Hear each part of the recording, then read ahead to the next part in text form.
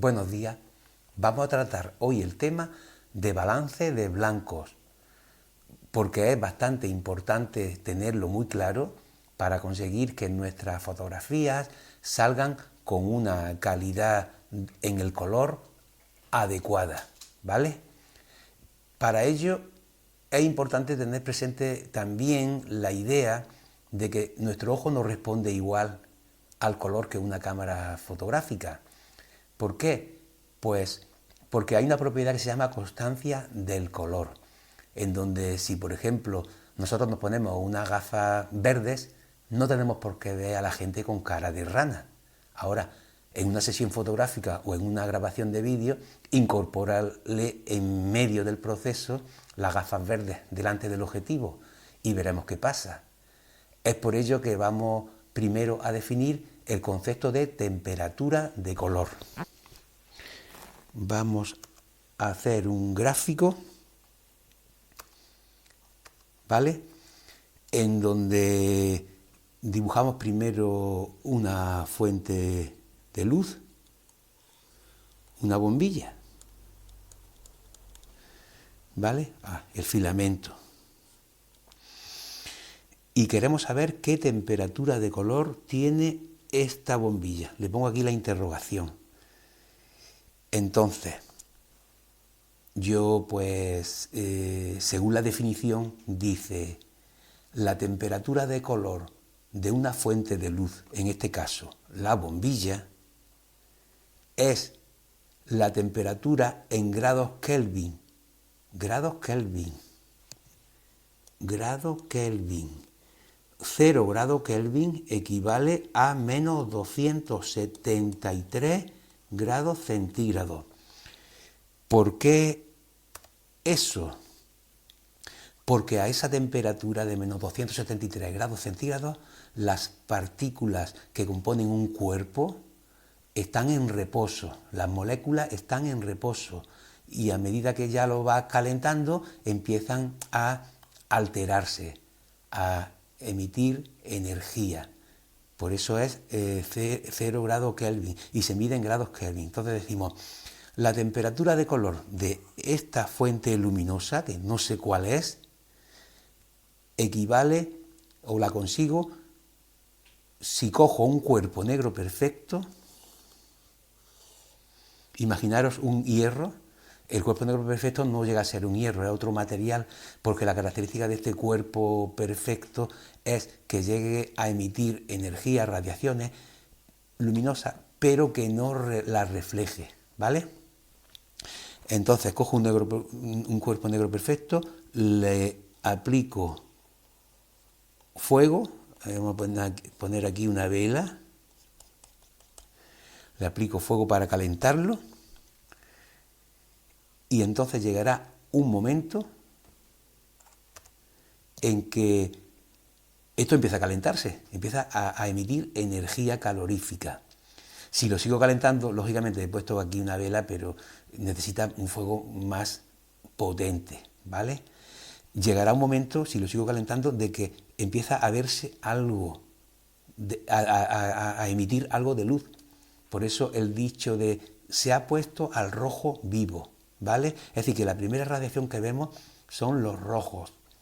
Si lo sigo calentando, empieza a verse un poco verdoso, amarillento, bueno, primero amarillento, luego verdoso, luego azulado, es decir, que pasa por toda la gama de colores del espectro. Pero no es que pase por una radiación y suelte la otra, sino que va ganando radiaciones, ¿vale? Entonces, yo estoy calentando este cuerpo negro perfecto y estoy observando la lámpara, es decir, este cuerpo y esta lámpara, y trato de conseguir que el color que emite este hierro que hemos dicho que es el cuerpo, en este caso negro perfecto, sea idéntico al de esta lámpara. Cuando sea el mismo color, mido la temperatura. Voy a pintar aquí un termómetro. Mido la temperatura. Si me la dan grados centígrados, ya sé que tengo que restarle 273 para conseguir los grados Kelvin. Y si, por ejemplo, una vez que hago la resta, pues se me queda en 1800, pues eso serían los grados Kelvin, una vez que he hecho la resta de esta característica, ¿vale? Entonces, eso es el concepto de temperatura de color. Lo repetimos para que no quede dudas.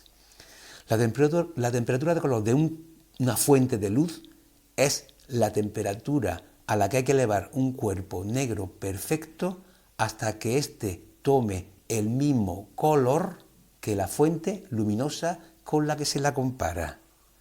Es decir, que el color de esta bombilla sea idéntico al color de este cuerpo negro perfecto que he calentado. He medido la temperatura y en grados Kelvin, pues ese es su valor, ¿vale? Entonces, bueno, aquí ocurre que las radiaciones luminosas, el espectro visible, es una zona de un espectro electromagnético muy amplio, muy potente. Veis que a la izquierda están los rayos gamma, los rayos X también, que aquí están los rayos ultravioleta, que es lo que está, digamos, más próximo a los morados y azules. Después están los infrarrojos, que continúan a partir del rojo.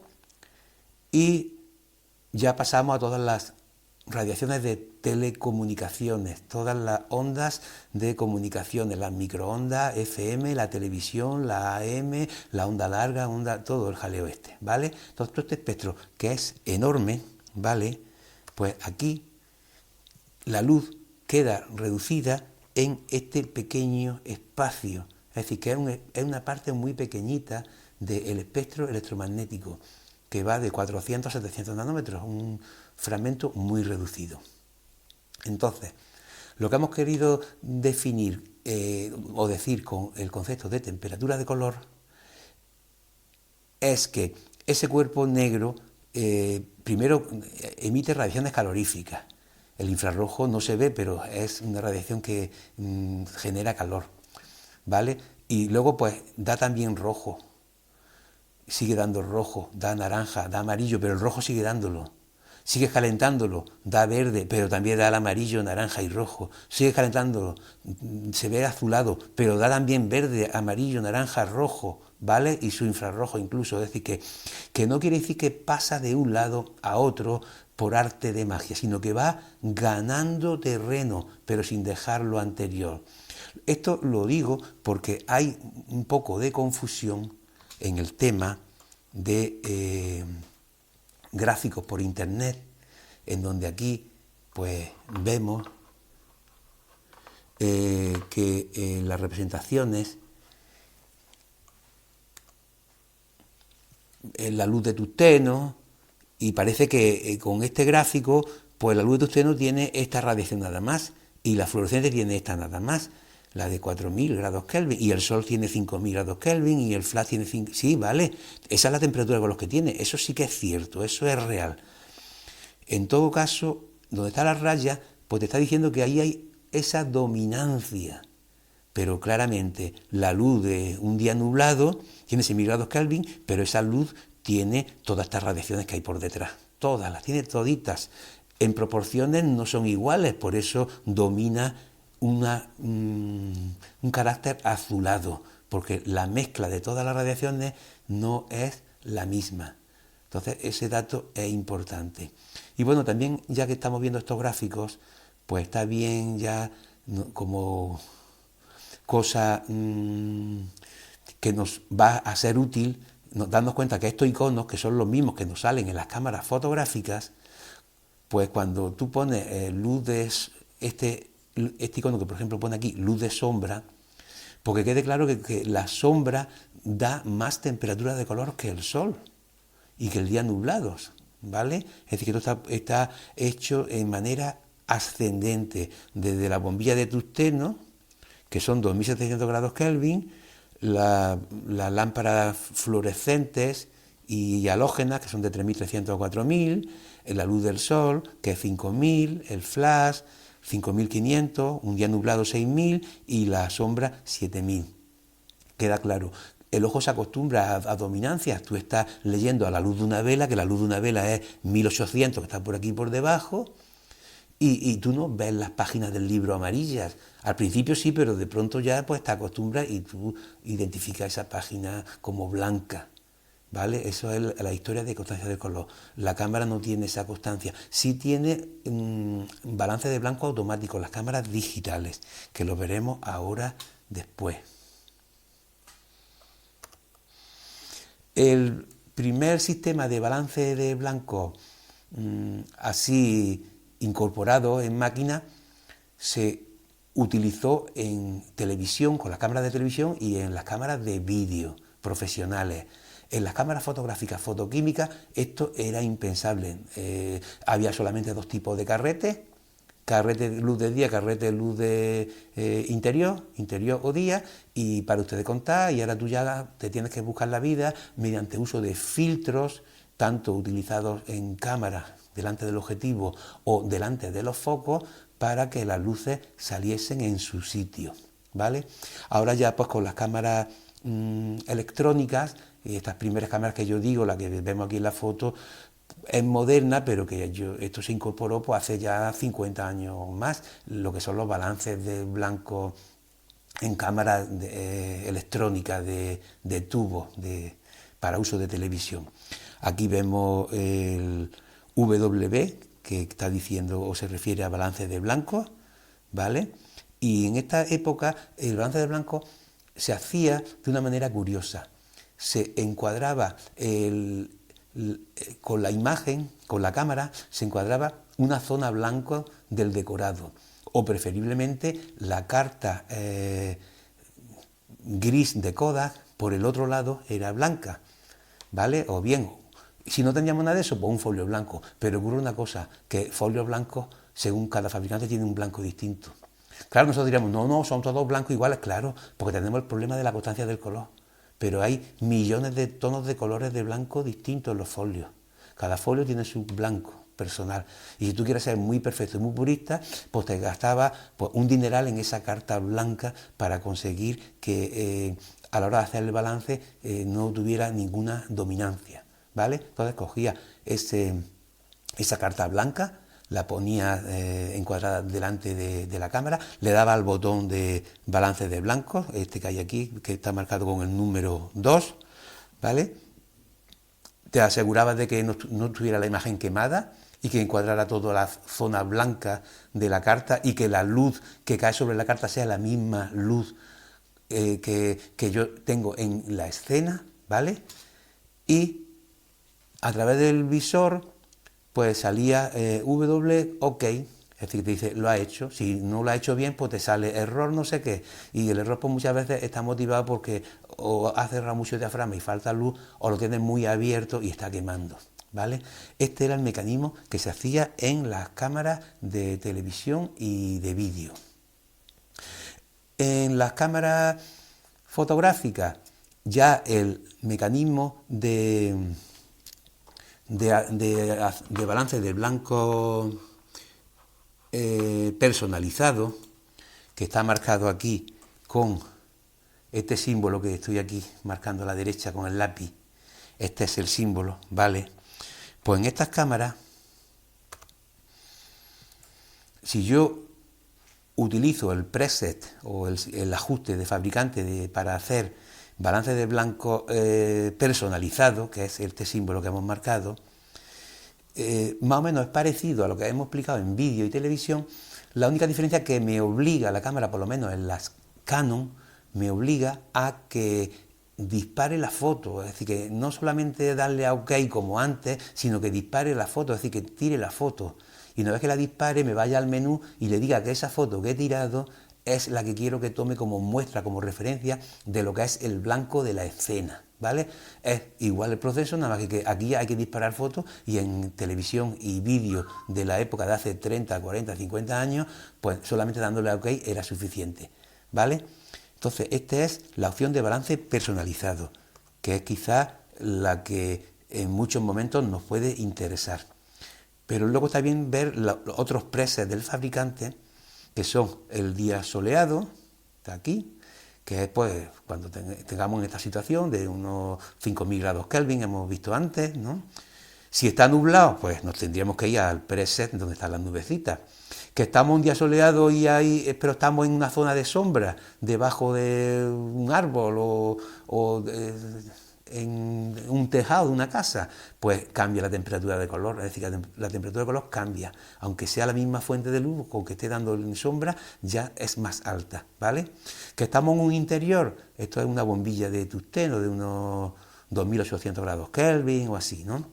Pues sería esta. Que estamos con luces más de estudio, luces de 3.300 grados Kelvin, 4.000, luces fluorescentes, ¿no? Pues sería esta. Que vamos a usar el flash, esta otra. Pero estos son presets que yo particularmente no lo recomiendo. Puede ocurrir que en algunos te dé, bueno, sí, si estás en exterior con la luz del sol, pues sí, te va bien, te va a funcionar perfectamente. Pero en algunos momentos no, porque el día va cambiando continuamente. Cuando amanece tiene una luz, cuando a mediodía tiene otra.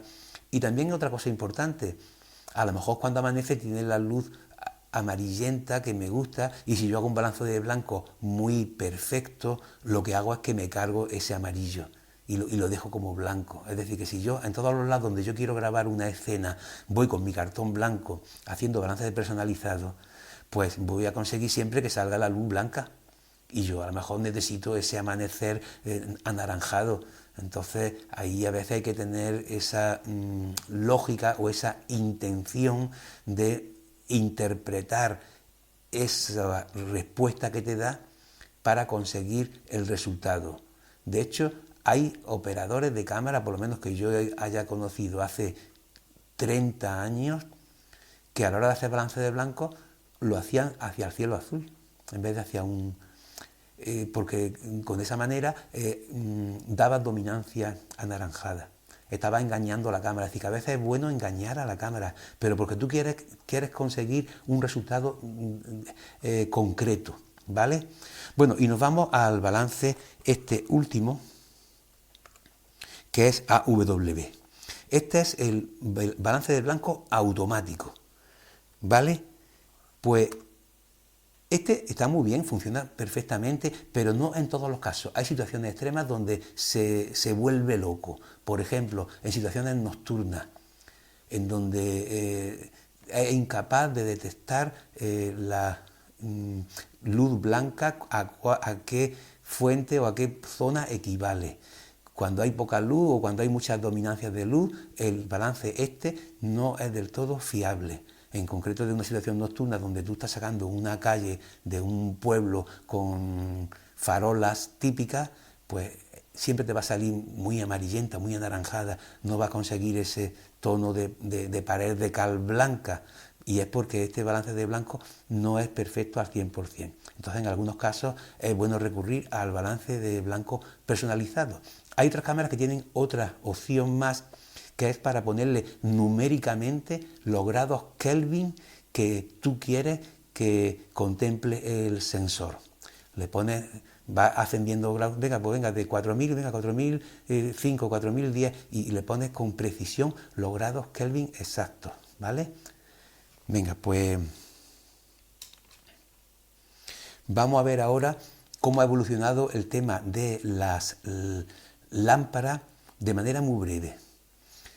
Venimos de un mundo analógico, incandescente. De hecho, la temperatura de color pues se diseña en base a fuentes incandescentes, tomando como primera referencia las bombillas estas, que de hecho se llaman bombillas incandescentes, donde guarda una relación proporcional en cuanto a la calidad del color, en cuanto a la temperatura de color, mejor dicho, y la temperatura que toma la lámpara. Es decir, el filamento que tiene en su interior, que es un filamento de tungsteno, a medida que se calienta más, que genera más calor, pues da más temperatura de color, ¿vale? Es decir, son fuentes de luz incandescentes.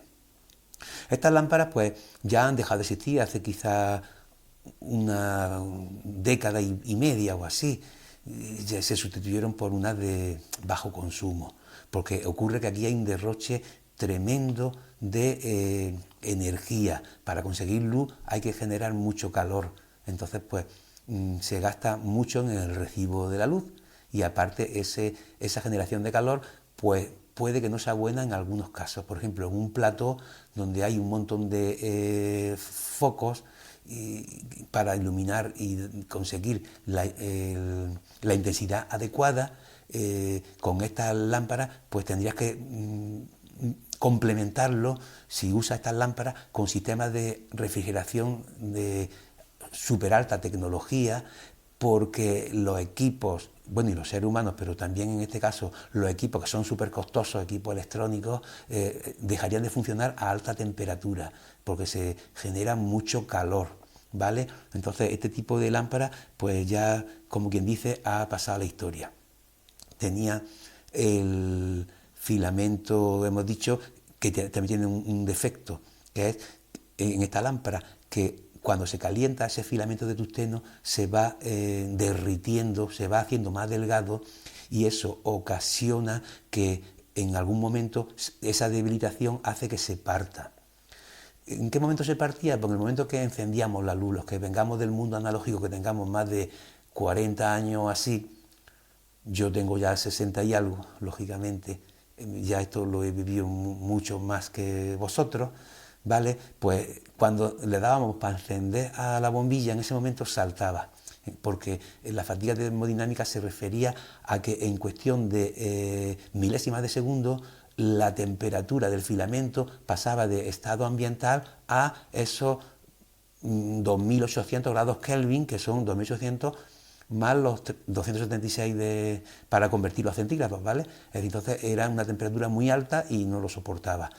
Por ello se pasó, y también se ha usado durante muchísimas décadas, a las lámparas de halógeno. Ya son más pequeñitas en cuanto a lo que es el espacio interior para conseguir una alta presión, y tienen un gas halógeno.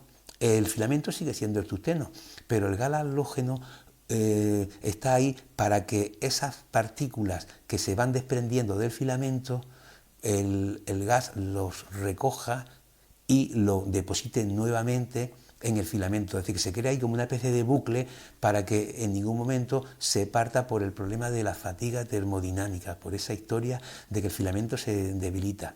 Y luego también al ser más cerrada, porque el caparazón externo es de cuarzo, y aguantar mucha más presión, se consigue mucha más intensidad luminosa, ¿vale? También son lámparas que de poco rendimiento, es decir, de que el coste de la luz sigue siendo muy caro, ¿vale? Pasamos a los tubos de neón, los tradicionales, porque ahora hay lámparas LED que tienen esta forma, y dentro de lo que hay son LED y punto, ¿vale? Entonces estos tubos de neón ya no son lámparas incandescentes como las otras dos que hemos visto. Esto ya entra dentro de lo que es luz fría. Luz fría en el sentido no del color en sí que pueda dar la radiación, sino en el sentido de que no se calienta. No hay una regla proporcionada de la temperatura que toma el filamento con respecto al color de la fuente de luz. Es decir, esto va en un sistema de descarga, en donde hay dos electrodos, dos polos en el extremo, uno en cada extremo de ese tubo, y se forma un arco.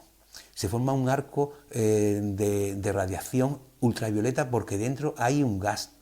El gas, pues en este caso he dicho gas, tubo de neón, pues el gas sería el neón, ¿vale? El gas hace que se forme un arco que es invisible al ojo humano porque es ultravioleta, pero que en el interior del tubo, en lo que es el revestimiento interno del cristal, hay fósforo, y el fósforo hace que esa radiación ultravioleta se iluminen, se vean, que sean visibles para el ojo. Y ahora, según el tipo de producto que incorpore, pues puedes conseguir que esta luz tenga un tono pues más blanco, más verdoso, más tirando hacia el azul, es decir, que se podía un poco tintar. Pero estas lámparas entran ya dentro del mundo de espectro discontinuo. Las lámparas incandescentes son de espectro totalmente continuo y estas ya, su espectro, tienen un altibajos, incluso podría tener alguna mella. Mella quiere decir que le falte algo en radiaciones. Pasamos a un avance tecnológico, que esto sí lo hemos sufrido o lo hemos vivido hace ya una década o dos, que son estas bombillas de luz también fría, pero que no hay ningún avance tecnológico.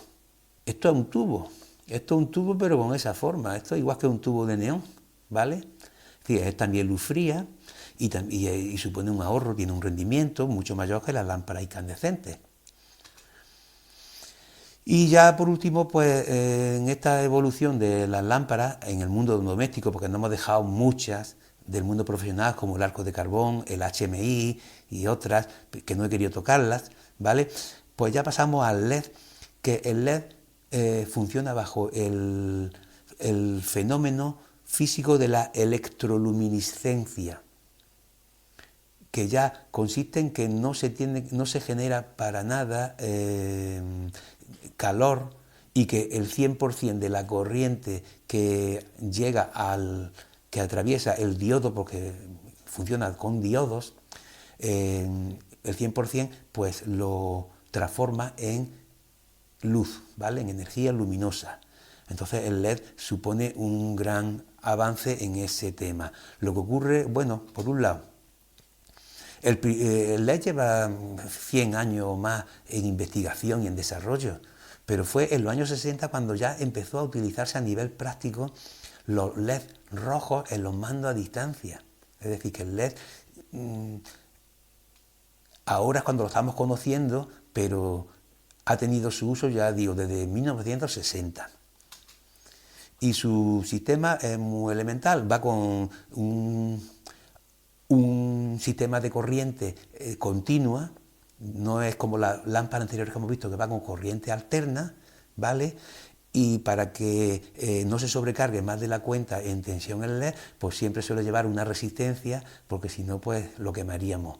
Y también la tensión o el voltaje que le llegue va a ir también en función del color, es decir, que a más voltaje, el voltaje va a cambiar, a más voltaje pues, seguramente dé un poco más de temperatura de color, pero no es del todo así tan fácil. Es decir, hasta el 2014, que es cuando estos tres japoneses le dan el premio Nobel porque ya inventan o desarrollan el LED como luz blanca perfecta y azulada. Es decir, que hasta ese momento pues el LED estaba un poco ahí andando con problemas, sobre todo el problema más gordo es el del IRC, es decir, la reproducción del espectro. Aquí estamos viendo 4 gráficas en donde las 4 de arriba son de espectro continuo, las 2 de arriba, mejor dicho, perdón, y las 2 de abajo son de espectro discontinuo. Entonces, bueno, la de abajo de la izquierda es de espectro discontinuo, pero es de un tubo de fluorescente, y la de la derecha, pues ya pudiera ser ya de una lámpara tipo, porque la verdad que emiten muy pocas radiaciones, tipo las lámparas que pueden haber en la ciudad, en la calle por la noche cuando se encienden las farolas y todo ese jaleo, ¿no? Pues al LED le ocurre 3/4 de lo mismo. Es decir, que el LED, por ejemplo, sería el gráfico de aquí de la derecha, ¿vale? Y entonces pues tiene ahí un pico en los azules, luego tiene una bajada en el cian, luego sube muy bien mucho al verde y en los rojos más rojos pues tiene un bajón, mientras que en el gráfico de la izquierda pues es un poco más uniforme, no es tan bestial, ¿vale? Entonces la gran lucha del LED ha sido conseguir que el espectro sea lo más continuo posible, porque ocurre una cosa, hay una propiedad que se llama el IRC, que es índice de reproducción cromática. Y ocurre que si el IRC es muy bajo, como en el caso que tenemos aquí a la derecha, IRC 70, la reproducción del color va a ser falseada, va a quedar muy pobre. Y si el IRC es más alto, pues se va a aproximar mejor en cuanto a lo que es el detalle en el color.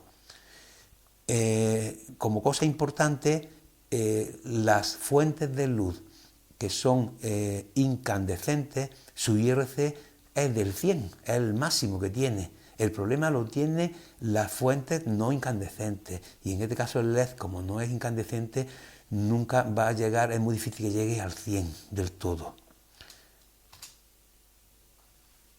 Aquí tenemos una tabla de índice de reproducción cromática, donde se ve que las incandescentes son del 100, y luego pues ahí están las otras fuentes que tenemos, y vemos cómo va decreciendo, ¿vale? Ahí estamos viendo